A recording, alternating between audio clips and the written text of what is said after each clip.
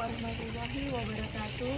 Perkenalkan, nama saya Endang Kurniati. Saya mengajar di SMP Negeri 232 Jakarta dan mengajar pendidikan agama Islam dan budi pengerti. Hari ini saya akan melaksanakan uji kinerja sebagai peserta mahasiswa program pendidikan profesi guru batch 1 angkatan 2025 dengan nomor peserta 3192002478 dan NIM PPG saya 41204199102312, di mana hari ini saya akan mengajarkan materi tentang bukso kemudahan dari Allah Subhanahu wa Ta'ala dalam beribadah kepadanya dengan menggunakan metode mengajar PBL, Problem Basic Learning. Demikian perkenalan saya. Terima kasih. Wassalamualaikum warahmatullahi wabarakatuh. Wassalamualaikum warahmatullahi wabarakatuh. Assalamualaikum warahmatullahi wabarakatuh. Waalaikumsalam warahmatullahi wabarakatuh. Bagaimana kabarnya? Baik, alhamdulillah, Allahu Akbar. Ya, terima kasih. Hari ini pada segar-segar ya? Sudah pada makan di rumah? Sudah. Tadi sudah sholat subuh? Sudah. Alhamdulillah semua sudah sholat subuh. Sebelum memulai kegiatan pembelajaran hari ini, kita awali sesuatu yang baik dalam rangka menimba ilmu dengan memulai berdoa kepada untuk ketua kelas. Silakan memimpin teman-temannya untuk berdoa. Sebelum kita memulai pembelajaran, alangkah baiknya kita berdoa terlebih dahulu. Berdoa mulai. A'udzubillahi minasyaitonirrajim. Bismillahirrahmanirrahim. Alhamdulillahi rabbil alamin. Ar-Rahmanir-Rahim. Maliki yaumiddin. Iyyaka na'budu wa iyyaka nasta'in. Ihdinas siratal mustaqim. Siratal ladzina an'amta 'alaihim ghairil maghdubi 'alaihim waladdallin. Amin. Raditu billahi rabban wa bil islami dinan wa bil muhammadin nabiyya wa rasulah. Rabbi zidni ilma warzuqni rahmah. Amin. Memberi salam. Assalamualaikum warahmatullahi wabarakatuh. Waalaikumsalam warahmatullahi wabarakatuh. Sebelum kita memulai pembelajaran, Ibu akan mengajak kehadiran dulu ya. Oke. Siapa yang tidak hadir hari ini ke kelas? Aldri sama sakit, Bu. Adri sakit ya? Ya, Terus? sakit. Sakit kenapa? Sakit juga, Bu. Ya, terus ada lagi? Jadi izin. Jadi izin, oke. Sudah? Nah, sudah ya, 3 orang ya tidak bisa hadir. Semoga yang tidak bisa hadir diberi kesembuhan sama Allah ya, dan yang ini diberi kemudahan dalam urusannya. Sebelum kita memulai pembelajaran ya, hari ini terlebih dahulu kita akan mengingat pelajaran yang telah lalu ya. Oke. Untuk itu yang Ibu mau bertanya ya, terkait dengan pembelajaran yang telah lalu, Ibu tanya, Bena, pelajaran Ibu lalu tentang apa, Nak? Hibah dan tabayun ya, yaitu menghindari hibah dan melakukan tabayun ya. Oke. Kemudian, apa itu hibah? Oke, hibah itu mengunjing atau membicarakan orang lain. Dan terkait dengan bab kemarin bahwa menjelaskan sebaiknya ya, kalau kita mendengarkan ya posting ya atau melalui chat, sekarang kan lewat chat ya. Nah itu jangan langsung terima, termasuk berita-berita yang ada. Jangan langsung menjas. Karena video-video yang ada kan sering ya. Nah itu kadang-kadang kita menjas, padahal sebelumnya kita nggak tahu isi beritanya apa. Nah ini pentingnya melakukan kabar. Nah, hari ini kita akan masuk ke dalam materi terbaru yaitu bab 9. Sudah dibuka? Sudah. Ini bab 9? Terkait bab 9 kita akan mempelajari tentang materi ya. Materi apa di situ? Dosa, yaitu kemudahan dari Allah Subhanahu wa taala. Apa itu rukso sehat? Rukso adalah kemudahan dalam beribadah. Oke ya. Rukso adalah kemudahan ya dalam beribadah. Betul sekali apa yang disampaikan oleh Sean ya.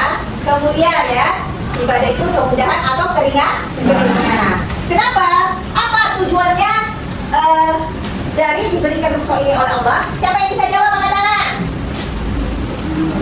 Ya, Raihan.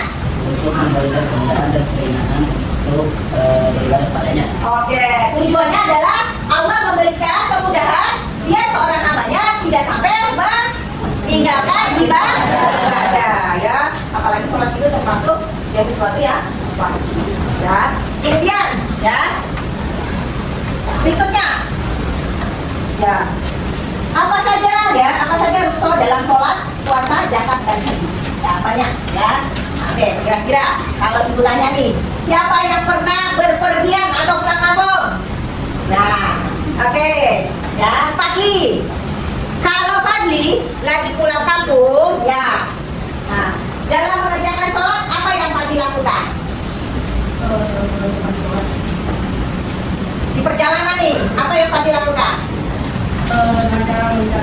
Ya, salah satunya dengan cara beristirahat ya, yaitu dimana seseorang bisa melakukan ringkas sholatnya. Misalnya kita pulangnya pagi atau nyampe malam, berarti kan sholat zuhur sama asarnya ya kan? Nah, maka mesti diringkas. Itu salah satunya keringanan yang diberikan oleh Allah Subhanahu wa taala. Oke, sekarang perhatikan gambar yang ada di depan ya. Terkait yang gambar yang di depan ya. Yang bagian pertama ya. Oke. Ya. Tantri ini rukso dalam apa dah gambarnya? Sholat. Kenapa dia diberikan rukso sholat dengan duduk? Betul sekali, karena dia tidak bisa berdiri. Oke ya. Yang berikutnya adalah ya, Zakaria. Ini tentang apa Zakaria? Perjalanan atau yang disebut musafir ya. Maka itu salah satunya diberikan rukso kelonggaran dalam sholat. Apa lagi? Ini apa? Iya, ibu hamil. Biasanya dia mendapat keringanan apa dalam sholat atau puasanya atau apa? Puasa. Dia dapat keringanan nggak kalau lagi sholat? Kalau sholat? Dapat keringanan sholat? Siapa yang bisa jawab? Ayo, sekarang ibu tanya. Orang hamil apakah dapat keringanan dalam sholat? Angkat tangan. Nailul, apa jawabannya? Kalau orang hamil itu ada keringanan dalam sholat. Iya, betul sekali. Orang hamil itu tidak mendapat keringanan atau rukso dalam sholat, tetapi dia mendapatkan rukso dalam menjalankan ibadah puasa. Benar sekali. Mari kita lanjut lagi. Ya. Dan yang terakhir, ini apa nak? Gambar apa?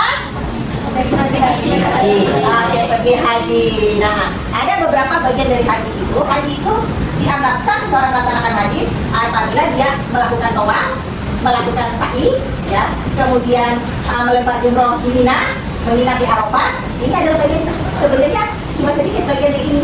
Ya, ini adalah kewajiban. Ya, maka ketika dia sakit, saya ke Mina dia wajib dibawa. Pakai ambulan kan kalian lihat ya? Ada yang nonton TV itu orang dibawa pakai ambulan ke Mina, ke Arafah sana. Nah itu juga rukso. Artinya dia berjalan. Tapi karena dia dalam posisi sakit maka mendapatkan keringanan. Ya, nah, oke.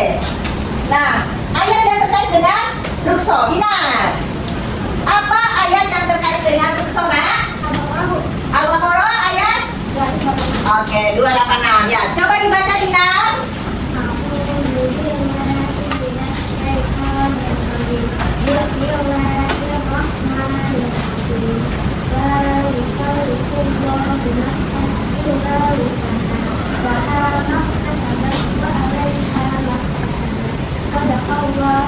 Nah, artinya apa, Dinar?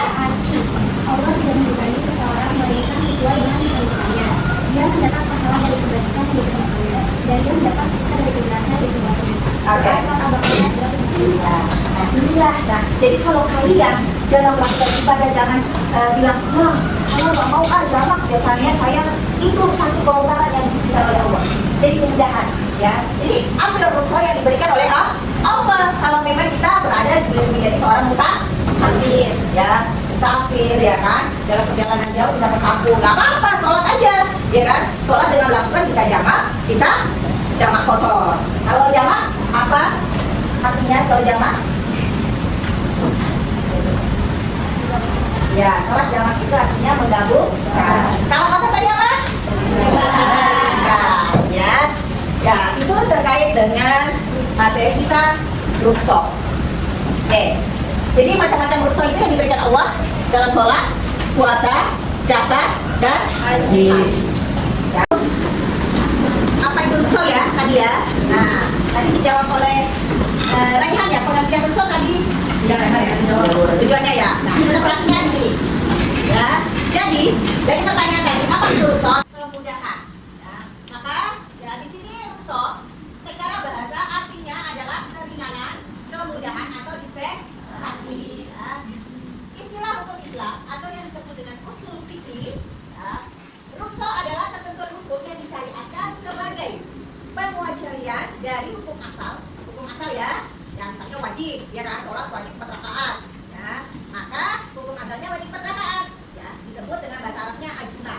Karena adanya uzur itu artinya halangan yang dibenarkan oleh syarak. Jadi karena ada halanganlah yang menyebabkan seseorang, ya, tidak bisa menggabungkan atau meringkas sholat yang disebut dengan sholat jamak atau sholat jamak kosor. Tujuannya apa dari rukhsah ini? Adalah untuk menghilangkan kesulitan masakoh dan memberikan kemudahan bagi umat Islam dalam menjalankan ibadah dan kewajiban agama dalam kondisi tertentu. Ya, ayatnya ya, yaitu seperti yang dibacakan oleh kita. Bismillahirrahmanirrahim. Bismillahirrahmanirrahim. La yukallifullahu nafsan illa wus'aha laha maktasabat wa 'alaiha maktasabat.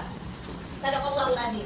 Ya, Allah tidak membebani seseorang kecuali menurut kesanggupannya. Baginya ada sesuatu pahala dari kebajikan yang diusahakan dan terhadapnya ada pula sesuatu siksaan atas kejahatan yang diperbuat. Artinya apa? Nah, apapun yang kita lakukan, maka kita berbuat suatu kebaikan, maka Allah akan memberikan pahalanya. Tapi apabila kita berbuat suatu kejahatan atau meninggalkan sholat, maka Allah akan juga memberikan sebuah hukumannya. Ya. Nah, kemudian rukhsah itu terbagi menjadi ya. Nah, tujuan rukhsah. Apa tujuan rukhsah? Yang pertama apa? Bukan untuk berlaku ya, dosa atau ringan-ringankan. Jadi jangan juga kita meringan-ringan. Saya ini nggak sanggup puasanya gitu kan. Padahal sebenarnya masih sanggup. Itu yang tidak boleh meringan-ringankan. Kemudian dua, orang yang sedang dalam perjalanan musafir diberikan keringanan sesuai dengan jarak dan kondisi yang ditentukan. Rukhsah bagi orang jika tidak mampu menjalankan seperti puasa di bulan Ramadan dikarenakan musafir atau sakit. Rukhsah bertujuan pula untuk menghilangkan kesulitan dan menghadapi keringanan sampai menemukan kelapangan sesudahnya. Manusia dapat memilih antara melaksanakan azimah ketentuan asal ya, hukum asal, atau rukhsah dengan mengambil keringanan. Jenis rukhsah terbagi menjadi dua. Oke, untuk ya kias ada berapa macam jenis rukhsah? Ya, yang pertama apa? Ya. Oke, jadi rukhsah yang mengandung kewajiban atau kebaikan ya. Yang pertama itu berkaitan dengan menjamak sholat orang dalam musafir. Ya. Kemudian sama dengan musafir juga boleh tidak puasa apabila ya sedang melakukan perjalanan. Nggak enak kok dengan saya puasa. Kalau kamu merasa perlu ya, kalau tidak sanggup ya boleh batalkan. Jadi tidak puasa. Sama dan yang berikutnya adalah rukhsah yang dianjurkan atau yang menggugurkan hukum ajimah. Contohnya membayar zakat.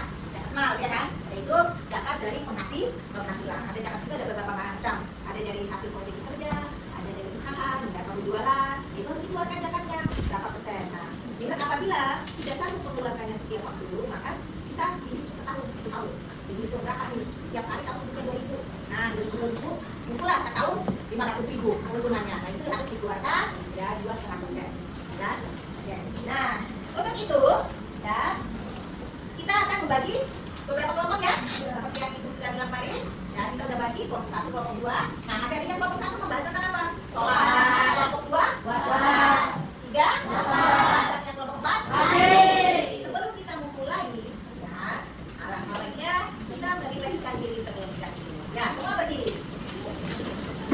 Nah, ikutin ya.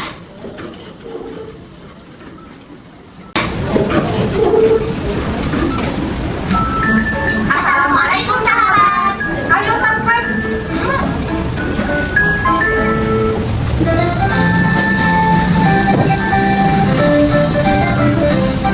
Belajar ada waktunya, belajar ada waktunya, membantu itu ada waktunya, makan dan minum semua ada waktunya, ada waktunya. Itulah berita dan disiplin, lakukan semua ada waktunya. Itunya dengan waktu disiplin. Mari kita ulang ya. Mulai sesuatu.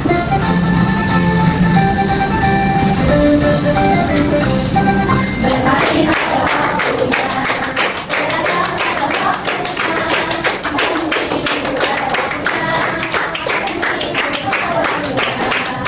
itu ada waktunya, ada waktunya.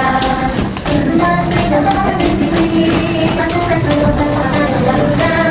Itunya dengan waktu disiplin.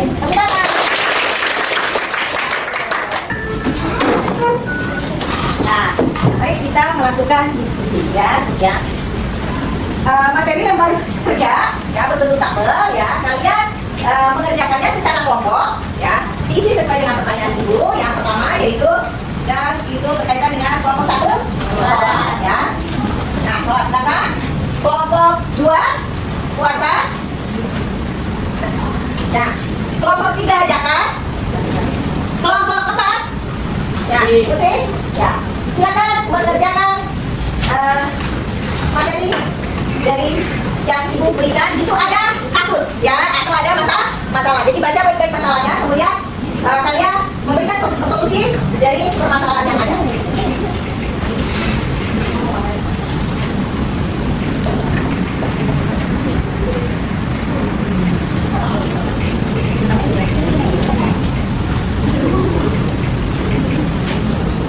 Apa? Ada masalah?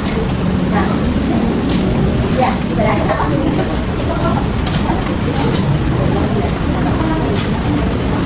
Oh, ini hati ya. Hati mana tadi? Salah ya, salah ya? Ya. Oh ya. Oke,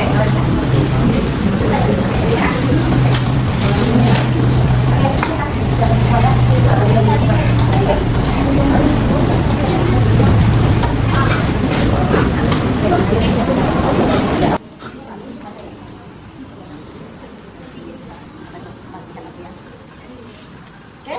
Ya. Ya.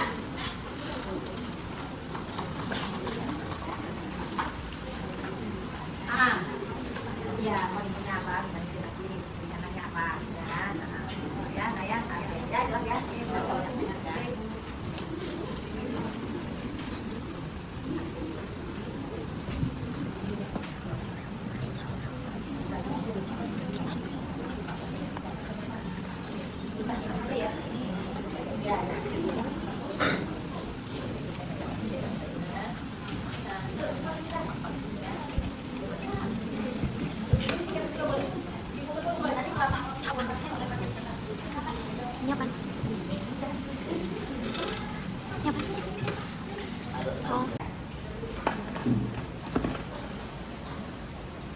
Sudah semua selesai? Kelompok 1 bagaimana sudah? Kelompok 2? Kelompok 3? Kelompok 4? Ya, hebat semuanya. Untuk itu kita akan memulai dari kelompok 1 mempresentasikan ya hasil diskusi terhadap pemecahan masalah terkait dengan sholat. Kepada kelompok 1 dipersilakan perwakilan 2 orang.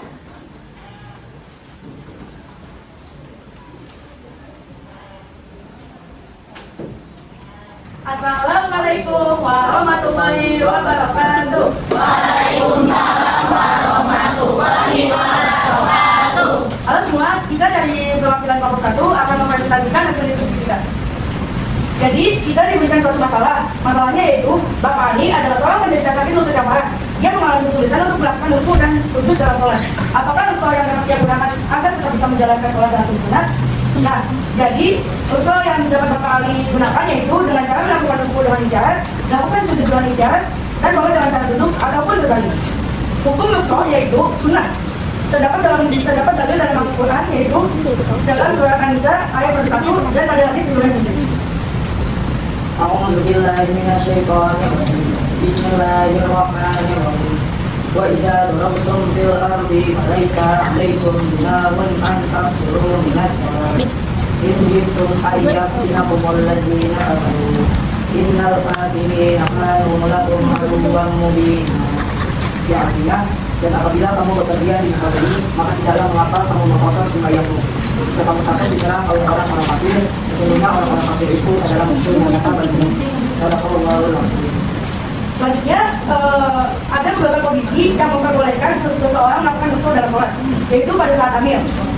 Pada saat hamil, Allah meminta keringanan dengan cara sujud setengah badan. Nah, selanjutnya pada saat orang sedang sakit dan tidak bisa untuk berdiri atau bangun, bisa dengan cara duduk dalam sholat jika sedang sakit. Hikmah dari ruku yaitu yang pertama menghilangkan kesulitan atau kemarot, yang kedua mewujudkan ketaatan dalam segala kondisi, yang ketiga menjaga kesehatan fisik dan mental, dan yang terakhir menumbuhkan rasa syukur. Jadi kesimpulan dari presentasi saya ini yaitu Bapak Ali dapat memanfaatkan ruku yang telah dijelaskan agar tetap melaksanakan sholat dengan sempurna sesuai dengan kemampuannya. Demikian presentasi kami. Apakah ada yang mau bertanya? Cara mempraktikkan sholat kosor. Cara mempraktikkan sholat kosor yaitu sama dengan sholat biasa gerakannya, namun jumlah rakaatnya dikurangi atau diringkas dari yang biasanya 4 menjadi 2 rakaat. Terima kasih pertanyaannya. Sekian dari kami. Wassalamualaikum warahmatullahi wabarakatuh.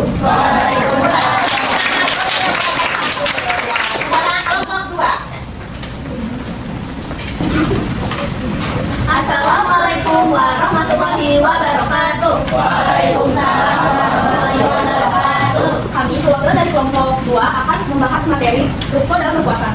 Jadi kasus ini sebuah kelompok keluarga sedang merencanakan perjalanan jauh ke daerah pegunungan selama bulan Ramadan. Beberapa anggota keluarganya memiliki kondisi kesehatan yang berbeda, seperti seorang ibu yang sedang hamil, seorang ayah yang memiliki penyakit kronis, dan seorang anak yang masih kecil. Mereka ingin memastikan bahwa semua anggota keluarga dapat berpuasa dengan baik dan tidak mengorbankan kesehatan masing-masing. Bagaimana kelompok keluarga ini dapat mengelola rencana puasa mereka dengan mempertimbangkan rukso atau keringanan yang ada dalam Islam? Nah, di situ ada definisi rukso puasa. Keringanan yang diberikan dalam Islam untuk memenuhi kewajiban dan terutama di dalam konteks puasa Ramadan tanpa menyerahkan kesehatan atau keselamatan. Penerapan rukso puasa itu memastikan pengetahuan tentang siapa yang harus melakukan rukso. Jangan sampai musafir atau dipahami. Nah, di situ ada dalilnya dari surat Al-Baqarah ayat 164. Bismillahirrahmanirrahim.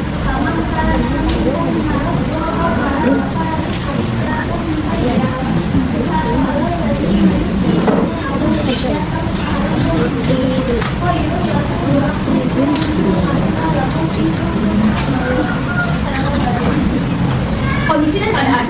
Yang pertama itu ada dengan penyakit kronis. Keringanannya dalam berpuasa yaitu jika berpuasa menyebabkan penyakitnya memburuk, diperbolehkan tidak berpuasa dan membayar fidyah. Jika kondisi membaik, ia bisa membatalkan puasa yang ditinggalkan. Yang kedua itu ibu hamil.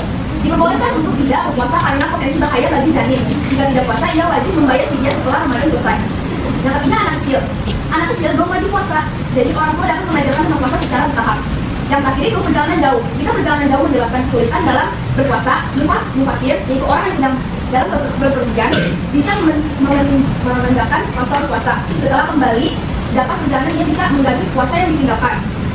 Nah, apa yang hikmah dalam rukso puasa? Yang pertama itu mengurangi beban, menjaga kesehatan, mencegah rusuh, memberikan kesempatan untuk ibadah, dan menunjukkan kebijaksanaan Allah Subhanahu wa Ta'ala.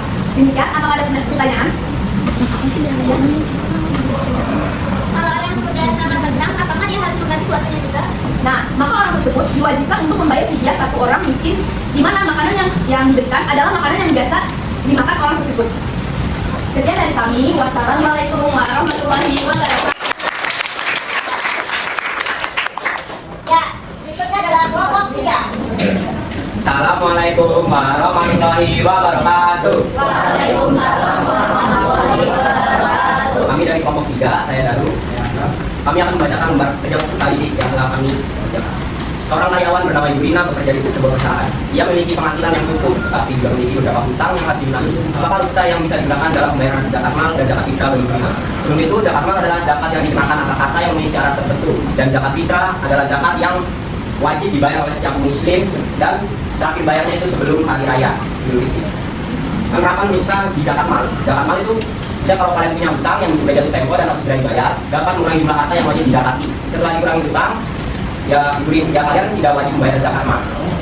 Zakat penerapan rukhsah di zakat fitrah. Zakat fitrah dan hutang tidak menggugurkan kewajiban membayar zakat fitrah. Selama kalian masih memiliki kelebihan makanan pokok atau harta yang cukup untuk membeli makanan pokok, sejumlah yang diwajibkan untuk dirinya dan tanggungannya pada saat waktu pembayaran zakat fitrah juga. Dan kesimpulannya, untuk zakat mal, Ibu Rina dapat mengikuti pendapat mayoritas ulama yang diperbolehkan untuk pengurangan hutang yang jatuh tempo dari harta yang wajib dizakati. Jika setelah dikurangi hutang, sisa hartanya tidak mencapai nisab, maka ia tidak wajib membayar zakat mal. Namun untuk zakat fitrah, keberadaan hutang tidak menggugurkan kewajibannya. Selama ia masih punya kemampuan untuk menyediakan makanan pokok dan senilainya bagi dirinya sendiri dan tanggungannya pada waktu yang ditentukan. Dianjurkan bagi Ibu Rina untuk berkonsultasi dengan ahli agama atau lembaga zakat terpercaya untuk mendapatkan perhitungan yang lebih akurat sesuai dengan kondisi keuangannya dan jenis hutang yang dimilikinya. Saya yang berkaitan dengan zakat mal satu yang punya dua terpakil dengannya ia wajib zakat bagi orang fakir. Kondisinya dua terkena musibah dengannya perbedaan pembayaran zakat. Kondisi tiga urusan yang belum jadi dengannya ia wajib zakat adalah dalam puasa sebelumnya. Kondisi keempat sekarang ditangka dengannya tidak ada kewajiban zakat sama kondisi satu hikmah rukhsah dalam zakat. Satu memberikan penggunaan bagi mengalami kesulitan. Dua memberikan saya dan keadilan dari kewajiban masalah. Tiga mendorong kewajiban untuk Oke, sekian dari presentasi kami. Apakah ada pertanyaan dari kelompok 1, 2, atau 4? Nah, ya. Zakat mal itu dibayar 2,5 aja dari harta kalian. Kita punya mobil, nah udah bayar 2,5 dari harga mobil tersebut. Demikian sudah presentasi dari kelompok 3. Assalamualaikum warahmatullahi wabarakatuh.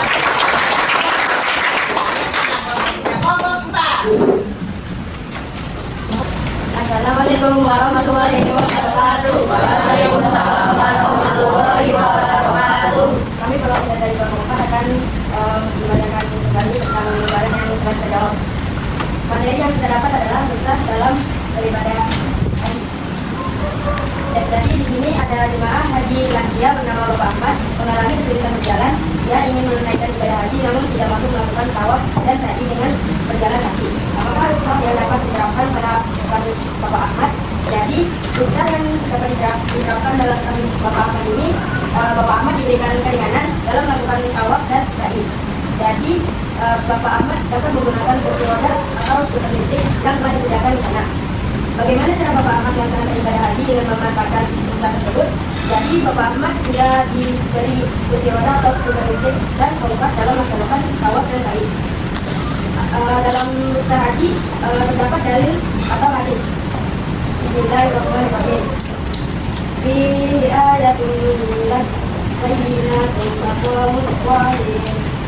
Di sana terdapat tanda-tanda yang jelas, di antaranya Maryam Ibrahim. Barang siapa memasukinya Baitullah, amanlah dia dan dia. Di antaranya kewajiban manusia terhadap Allah adalah melaksanakan ibadah haji ke Baitullah, yaitu bagi orang-orang yang mampu mengadakan perjalanan ke sana. Barang siapa mengingkari kewajiban haji, maka ketahuilah bahwa Allah Maha Kaya atau tidak memerlukan sesuatu dari seluruh alam. Quran surat Al-Imran ayat 3. Terus apa saja yang berkaitan dengan haji? Satu, kesulitan berjalan. Keringanannya adalah memakai kursi roda. Dua, kesulitan berdiri. Bisa memakai tempat atau skuter listrik. Tiga, keadaan sakit atau medan siapa. Ibadah haji bisa dilakukan meski orang masih hidup, misalnya dalam keadaan sakit. Empat, orang keluarga sakit berat atau perempuan hamil bisa diwakilkan untuk berangkat ke rumah. Hikmah dalam rukhsah haji. Satu, tafsir atau perubahan. Allah Subhanahu wa Ta'ala tidak memberatkan hambanya di luar kemampuannya. Ibadah haji adalah ibadah yang membutuhkan fisik yang prima. Namun bagi mereka yang memiliki keterbatasan, Allah memberikan keringanan agar tetap dapat melaksanakannya. Dua, waktu haram atau menjalankan kesulitan. Tujuan dari syariat Islam adalah untuk menghilangkan kesulitan dan kesepitan bagi umatnya. Tiga, mewujudkan tujuan ibadah. Tujuan utama dari tawaf adalah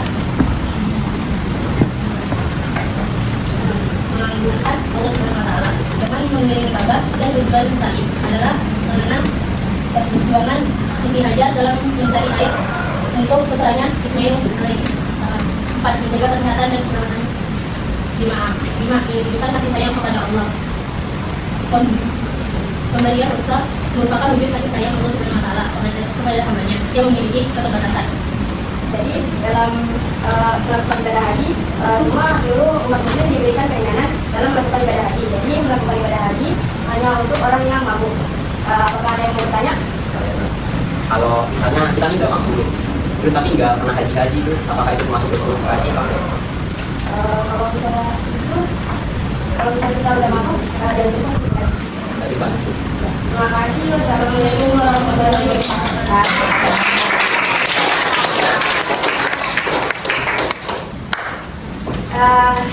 Ya demikian sudah sangat luar biasa anak-anak hebat ya, sudah sangat bagus dari kelompok 1, kelompok 2, kelompok 3 dan kelompok 4. Artinya ya kalau kita dibahas tadi bahwasanya ada keringanan-keringanan yang Allah berikan baik dalam sholat ya, dalam puasa, kemudian zakat, membayar zakat dan juga haji.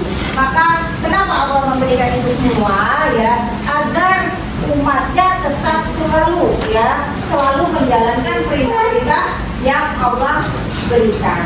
Dan kewajiban kita sebagai muslim atau khalifah di bumi ini itu wajib melaksanakan apa yang menjadi perintah Allah ya, dan menjauhi larangannya. Saking Allah itu sayang sama umatnya, dia tidak ingin ya umatnya ya tidak melaksanakan ibadah, apalagi ibadah itu sesuatu yang wajib dan tidak boleh ditinggalkan. Maka Allah memberikan banyak keringanan-keringanan ya. Nah demikian materi hari ini ya. Tapi sebelum kita menutup ya, kita akan melakukan refleksi.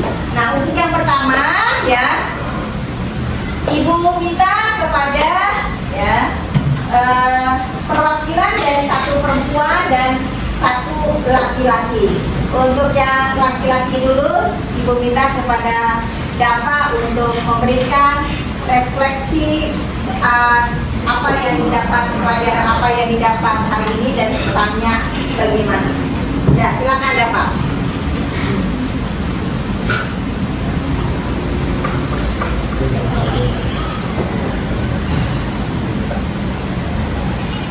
Assalamualaikum warahmatullahi wabarakatuh. Waalaikumsalam warahmatullahi wabarakatuh.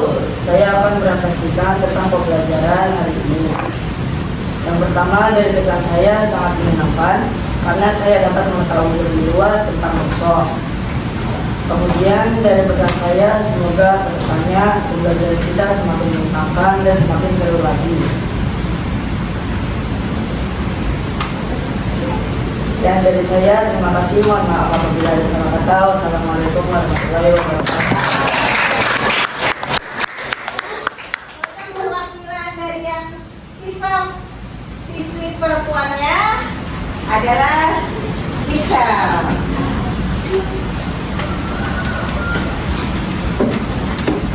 Assalamualaikum warahmatullahi wabarakatuh. Waalaikumsalam warahmatullahi wabarakatuh. Di sini saya akan merefleksikan tentang kegiatan pembelajaran pada hari ini. Tentunya di sini saya sangat senang karena dapat mengikuti kegiatan pelajaran baru yaitu tentang rukhsah, kemudahan dari Allah Subhanahu wa taala dalam mengerjakan ibadahnya.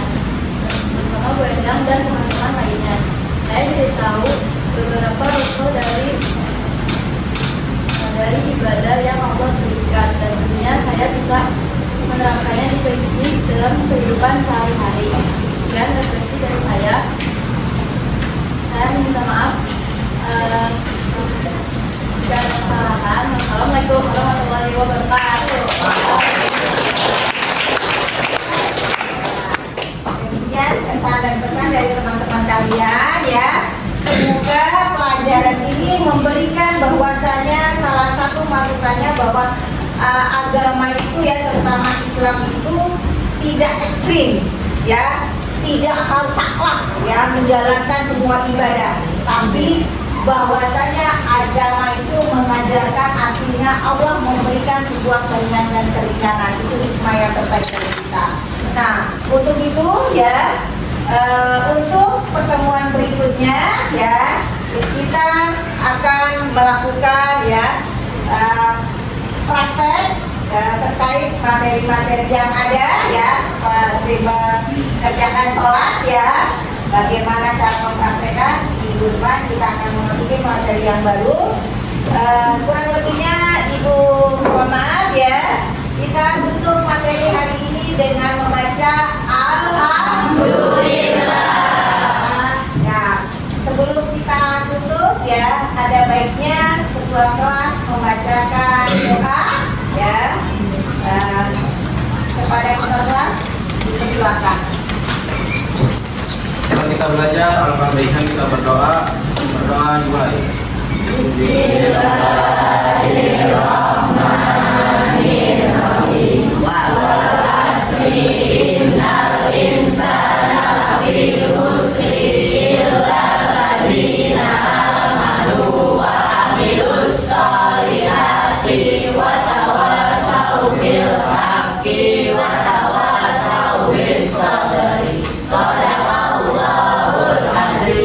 Memberi salam.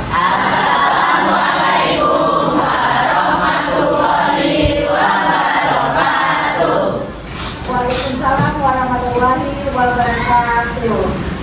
Ya, terima kasih anak-anak. Assalamualaikum warahmatullahi wabarakatuh.